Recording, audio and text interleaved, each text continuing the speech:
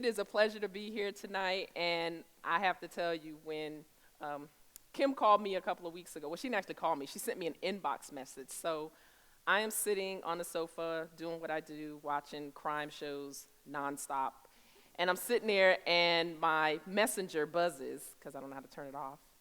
My messenger buzzes, and I hit the little face thing, and it says Kim Honeycutt. I'm like, whoa, what's that? And so I opened the message, and she says, hey, would you like to be our speaker for next month? And I love to speak, so I'm going to say yes. If McDonald's needed somebody at the drive-thru to speak something about placing the right order, then I'll be there.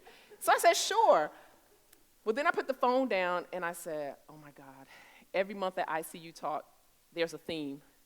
So what is the theme? So I'm like, okay. So I didn't want to ask her because I didn't want to seem too anxious. So I was just trying to sit there like, this is nothing. I can get through this. So then the next message comes through. Oh, by the way, the theme is breaking cycles. So I sat there for a minute, and I said, breaking cycles? Okay, no, this is the wrong message. Maybe I need to call her back and tell her I'm going to do another month because I don't have any cycles to break. So I sat there and, because you have to think about it. Your after Christ self always forgets about your before Christ self. Because when you after Christ, you above a whole lot of stuff. You like, that wasn't me. Child, please, I can't believe you doing that. You look at other people like you can't believe that they were doing something, but your before Christ had done some stuff too. So I sat there for a minute, and I even said to my husband, I said, the theme is breaking the cycle. I'm like, I have no idea what cycle. And I like for him to get excited with me too, but he doesn't. He says, oh, don't worry, it'll come to you. So I went and I sat back down, and I think maybe in less than an hour I was sitting there and I had started writing some stuff out, and then it hit me. He told me what my cycle was. Am I working? Hit the next slide for me, please. Anger. It was anger. And I said, anger? Me? Really? Like, I am the most fun-loving person that anybody could ever counter. Anger? Like, that's just not me. I know that I can be very outspoken at times, and I don't have a filter at times, but I never thought anger. And so I think when we think about cycles, we kind of remove ourselves from a lot of the little things because we think the big things. We think, gambling addiction. We think domestic abuse. We think of even, sexual addiction, as we've just heard, poverty, teen pregnancy. We think of these really, really ginormous things. But they're really little cycles that we're actually just in this gerbil wheel, just steadily going through each and every day. And so when it came to me, anger, I said, you've got to be kidding me. So I said, and then instantly, some things started rushing back. This is my boy right here. Love me some foghorn. And I processed back, and I said, there were days that I told somebody they were exceeding the limits of my medication. You are really about to take me there. And so immediately, as I sat down and I started writing this in my journal, I started making some notes, and I started writing down some certain things. God has a way of flooding some things back to you. He starts flooding things back, and I said, oh, my God, wow. I didn't realize that I had to process this. Is this something I had suppressed? Because, when you get to be before Christ, there's some stuff that's deep down, and you walked on it for so long that you forget that it existed in your own life. And so I started thinking, I said, well, breaking the cycle of anger. So then I started going back and forth. I said, well, breaking a cycle, well, does that mean that my children had to have broken the cycle, and then their children, and so on and so forth? And I went to a coworker, and I was talking to her about it, and said, no, breaking the cycle means when you think of a chain link, if you break a link in that cycle, you got to do something different with that link. And so with me, I had to really start processing and saying, well, how did you break this cycle in me? And so this was very interesting. So when we look at a cycle, especially when we're thinking about anger, a cycle is a repeating series of events or actions. Because when you're in it, it starts to feel like normal life. I would get upset about something, and it wasn't me, it was somebody else. It was the way you responded to me, or the way you didn't respond to me, or I expected you to do it a certain way, and you didn't do it. So you made me angry. I'm putting the responsibility on you for how I chose to behave. So anger typically starts out, this is my cycle, yours may look like something different, so, put the judgment back in your bag. Starts out with a thought, because any time that you sit and you process on something, that thought can go in many different directions. It can go in many different directions. But if you sit, as it says, the act of carefully thinking about the details of something. So I will share something with you. I had a situation where, well, first of all, my husband knew that I had kind of a temper, but I just call it like a temper. You just have a temper. I don't have anger. It's a temper. Temper means mild. And for one of my birthdays, he brought me a 9mm Glock. That was exciting. I loved the fact that I had gotten this 9mm Glock. Well, he bought it for me because at the time I was traveling back and forth to Connecticut with my children because we took them there every summer. And so he said, I need you to have this, and so on and so forth. So the rule, if someone has a gun, and if you own one, you don't have to raise your hand, no judgment here, says don't pull it out unless you're going to use it.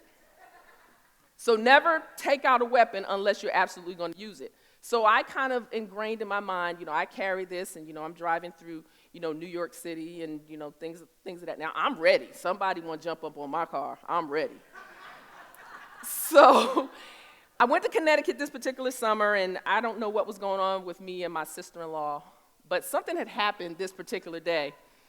And I was in the house, and we had a brief exchange of words. Now, here's where it starts with the thought. Now, the thought, I'm standing there, and I'm saying to myself, you're not going to talk to me this way, you're not going to do this, and, we kind of get this little bravado about ourselves, you're just not going to do that. So that thought was just going. So then what happens next? The emotion. So emotions can go either way. You can make them happy emotions. You can change the thought to make it a different kind of emotion. But sometimes we get in that stir of that emotion, and it feels good. Sometimes it just feels real good to be mad. It feels real good, and there's some days I just roll with it. And the next emotion was, I am mad enough that I'm just going to have to shut you up. This is just not going to happen. You're not going to do this. So then the next response was my behavior. My behavior was I went out the house, came down 5 steps, I remember this vividly, went through a gate, went to my car, went into my glove compartment, and grabbed my gun. And as I was grabbing the gun, I closed the door, and I'm standing there on the sidewalk. Really, you just ain't standing on the sidewalk in the city with no pistol because something could happen. And I said to myself, if you had enough conscious thought to leave the house, get to the car, go to the glove compartment, and grab this weapon, you have enough conscious thought to take that weapon, put it back in the car, and leave the scene.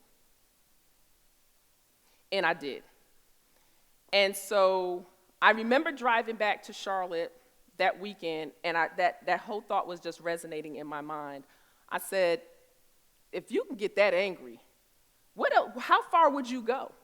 Because if you've ever carried a weapon of any sort, it gives you a certain kind of power.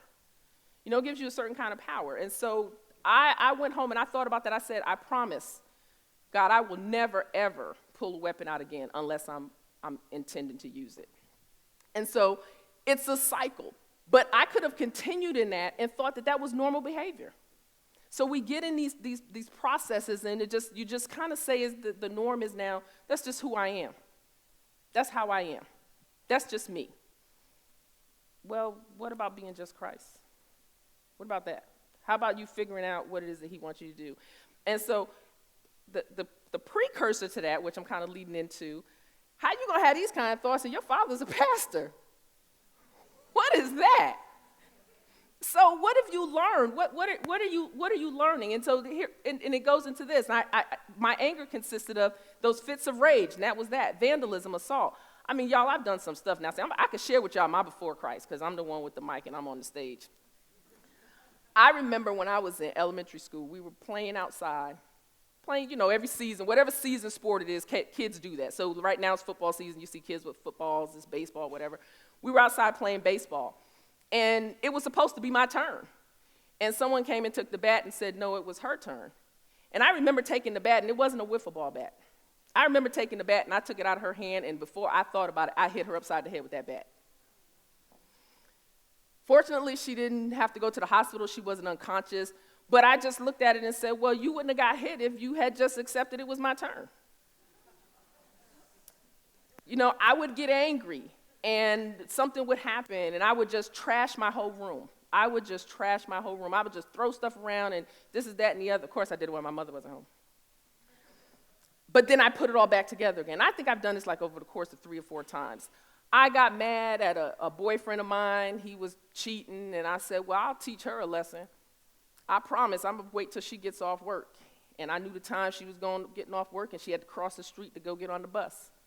I timed it so I was coming out of a parking lot so that I can go down the road, and I was going to run her down. Goes back to the thought.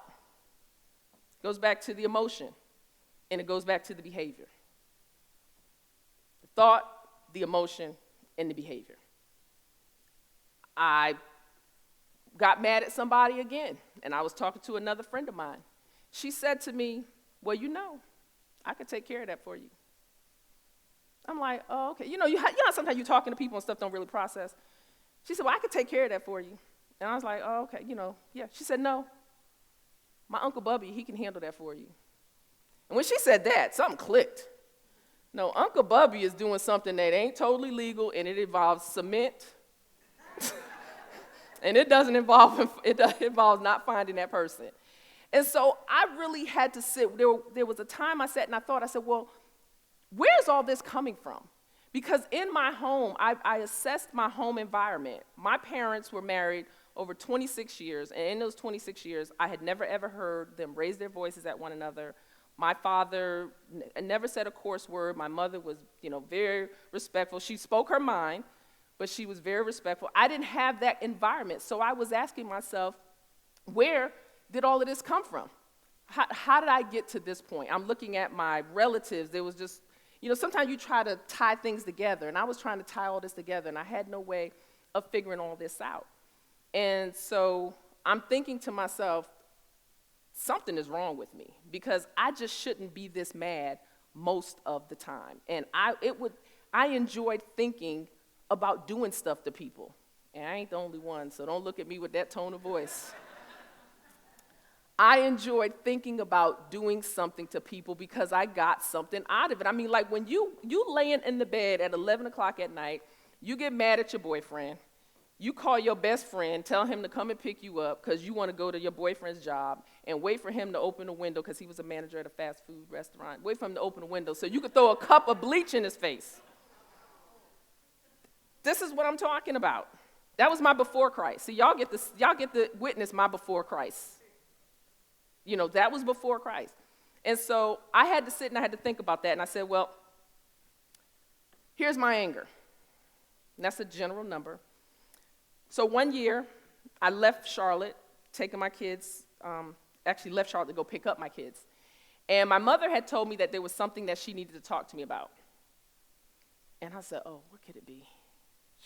My father had passed away a couple of years ago, so I'm heading to Connecticut. I'm excited. I'm like, she done found some money somewhere. She need everybody to come around and sit around and talk about, what she found.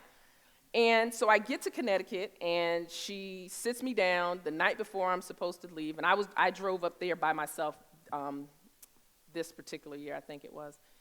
And she told me that I was adopted.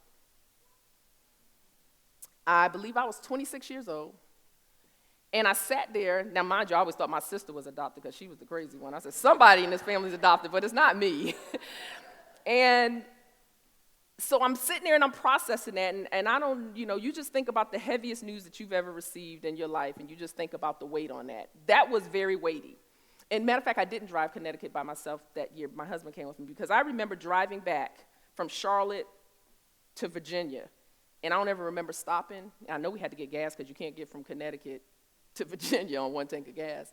But I was in such a daze, and I kept thinking, I said, well, wow. Felt like my life had to start all over because I'm a health-conscious person. I want to know my health record, and, here I'm feeling like I have to start all over. I'm like, oh, God, I hope I didn't kiss a cousin, that kind of stuff. And so I'm processing all of this on this ride home, and I'm just thinking, wow. So, her reasons for never sharing with the three of us, there were three of us. I have a brother and then a younger sister, and we're all from different families. And she and my father decided that they would never disclose to us that we were adopted because they never felt like we were. And I could support that. But at the same time, I'm saying to myself, well, wow, I've been gone from Connecticut almost 5 years. Why did you let me leave?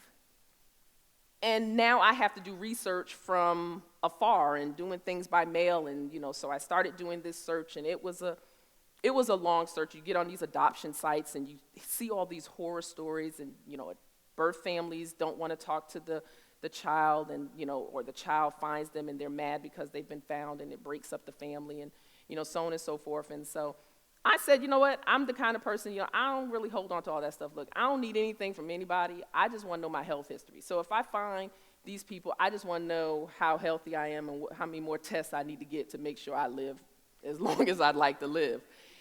And so the search went on for probably about 3 years, maybe, about 3 years. About 3 years, I joined these different things, and at that time it was, AOL was hot. We didn't have Google. Google was just in the incubator probably. So it was AOL, and, AOL had all those little chat groups.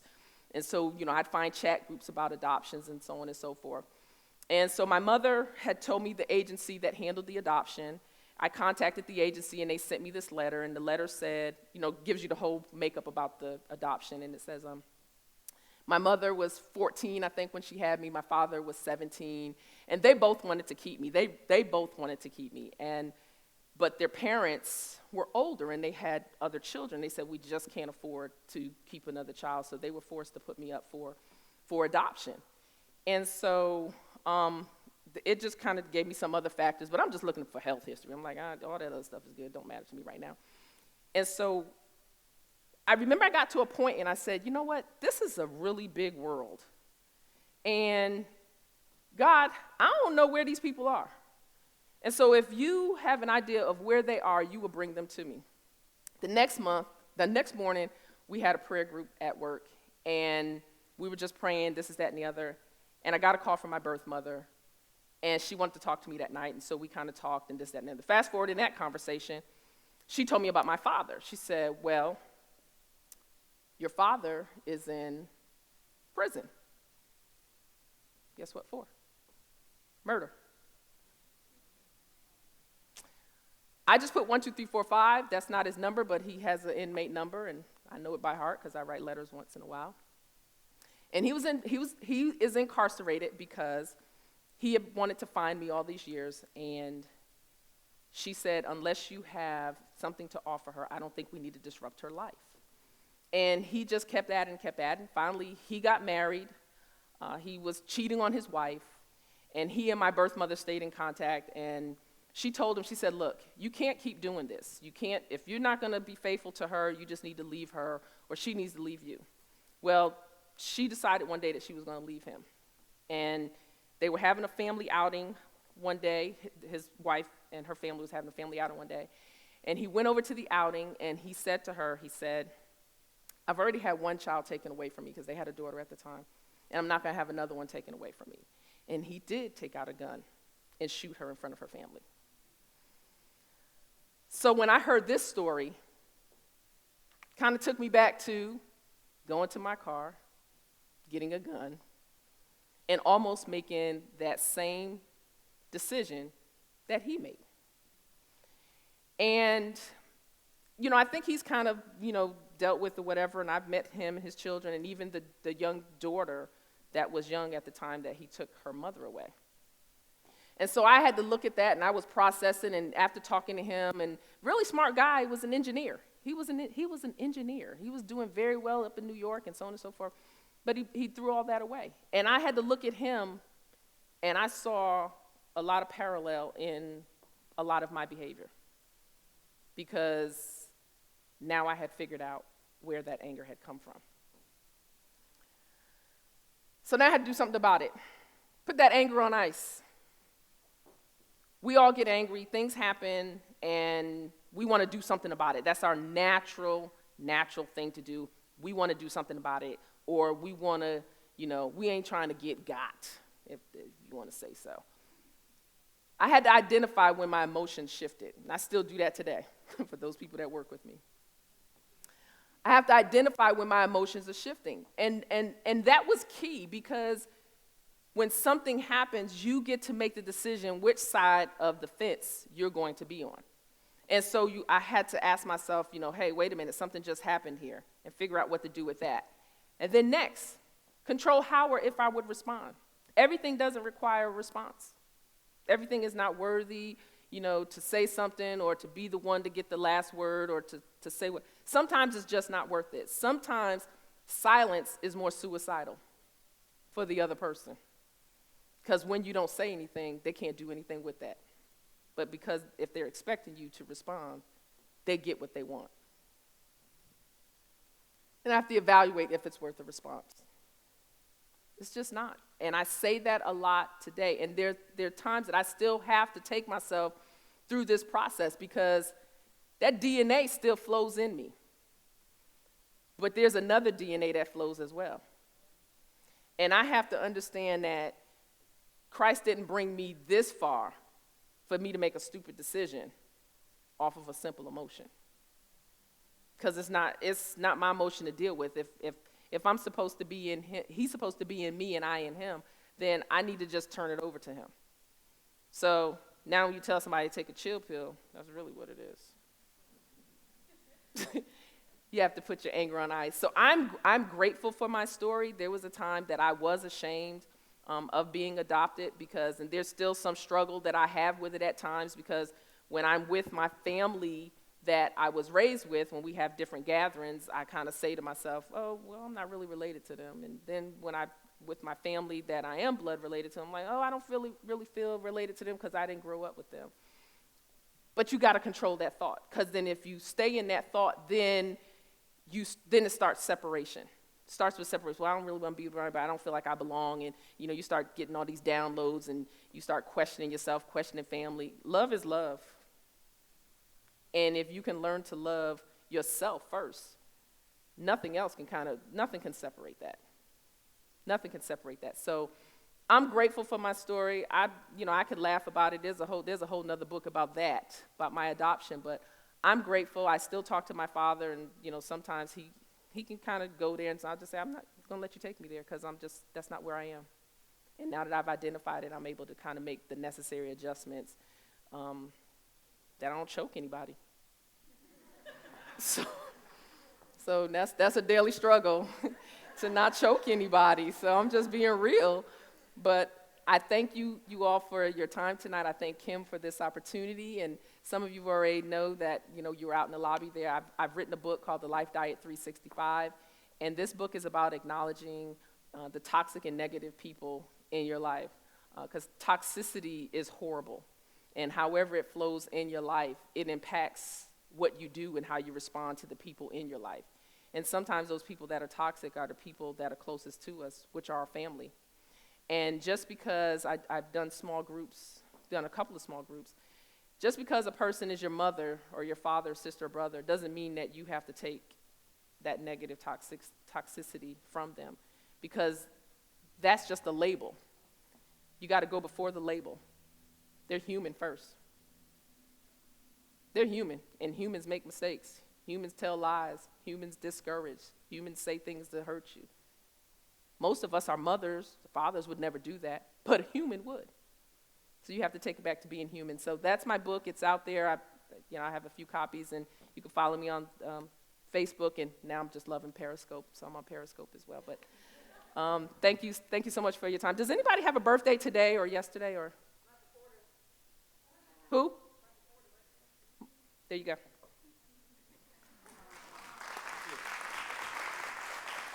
Thank you.